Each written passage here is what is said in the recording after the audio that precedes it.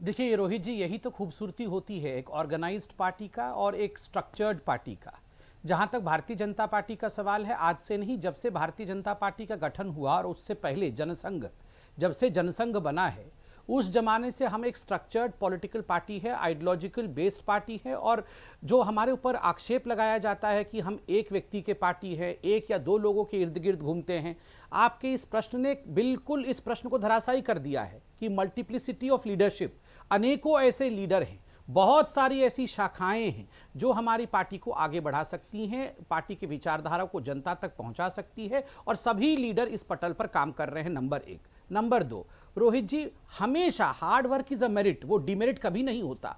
आप बताइए, अभी ममता बनर्जी खुद प्रेस कॉन्फ्रेंस में कह रही थी कि इलेक्शन तो कतो दूर अच्छे, मतलब बहुत दिन है अभी इलेक्शन को। आपने भी सवाल पूछा, इलेक्शन तो अभी मई के महीने में होना है, 2021 में होना है, तो अभी से क्यों?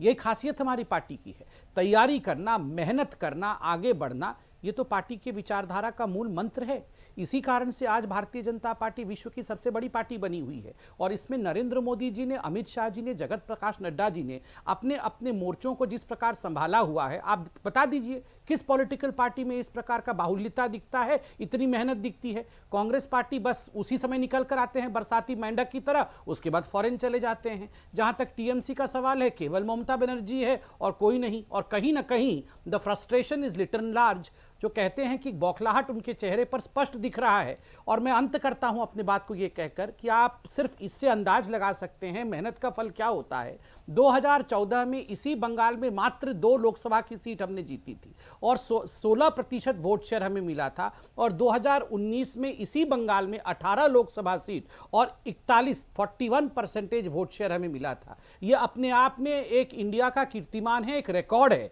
कि इतना बड़ा वोट शेयर का जंप होना। तौसीफ खान, चुनाव अभी दूर है, तैयारी अभी से शुरू है क्या?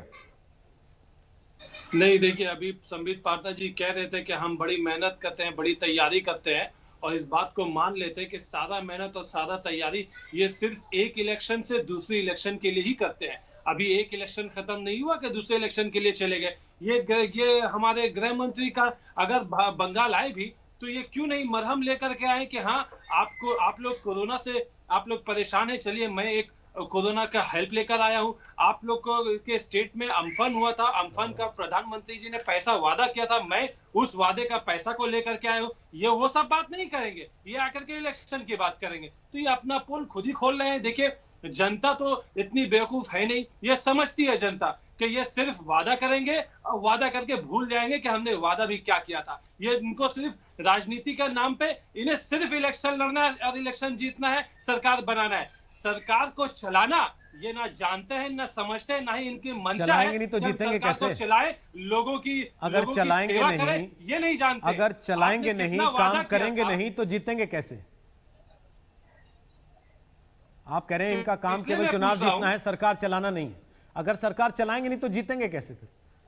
हाँ, तो सरकार चलाने के लिए जो आप वादा करते हैं, वादा को पूरा कीजिए। क्या क्या वादा किया, क्या क्या पूरा किया, आप देख लीजिए। जीएसटी का शेयर मांगते हैं, बंगाल सरकार को नहीं देते हैं। अम्फन के टाइम में आकर के वादा किया हम इतना रुपए दे देंगे, उतना रुपए दे देंगे। आप पूछे कितना रुपए दिया, वो नहीं बोल पाएंगे। आप बोलिए कि कोरोना के टाइम में क्या इन्होंने सहायता दिया, अभी थोड़ी देर पहले उनसे पूछा, भूल जाते हैं। मैं बता रहा हूं तौसीफ, उनसे हमने थोड़ी देर पहले पूछा, अभी आपको बातचीत का वो हिस्सा दिखा देंगे थोड़ी देर के बाद, जिसमें मनोज्ञा ने उनसे सवाल पूछा अम्फन तूफान के पैसे को लेकर।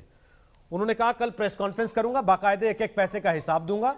उसके बाद ममता बनर्जी से भी ये सवाल पूछ के दिखाइएगा कि इनमें से कितना पैसा आपने टीएमसी के कार्यकर्ताओं में बांट दिया और कितना लोगों को वापस रिहायश देने में इस्तेमाल किया। तो ये बात तो चली गई कल पे। अब